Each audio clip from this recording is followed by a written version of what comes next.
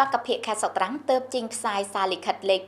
2528 CVTU ពីការបន្តរៀបចំអង្គការរបស់ប្រព័ន្ធនយោបាយយោងតាមនោះដើម្បីអនុវត្តល្អកិច្ចបង្គាប់ការរបស់គណៈបង្គាប់ការមជ្ឈិមគណៈអចិន្ត្រៃយ៍បកភិខេត្តស្នើគណៈកម្មាធិការបករដ្ឋបាលរណសិរ្សមាតុភូមិនិងអង្គការនយោបាយសង្គមខេត្តអនុវត្តភារកិច្ចមួយចំនួនដូចខាងក្រោមម្ចាស់ការសកម្មបំពេញការងារឃោសនាចលនាធានាសាមគ្គីទូទាំងប្រជាជន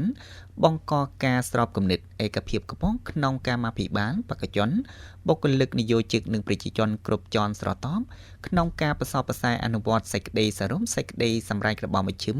ពីការរៀបចំអង្គការរបស់ប្រព័ន្ធនយោបាយក្នុងកំឡុងកសាងគម្រោងរៀបចំអង្គការក៏បីអនុវត្តល្អភារកិច្ចរបស់ស្ថាប័នអង្គភាពមិនទុកឲ្យផ្អាកការងារមិនទុកឲ្យភូមិសាស្ត្រទំនេរមិនទុកឲ្យអធិពលដល់សកម្មភាពធម្មតារបស់ស្ថាប័នអង្គការ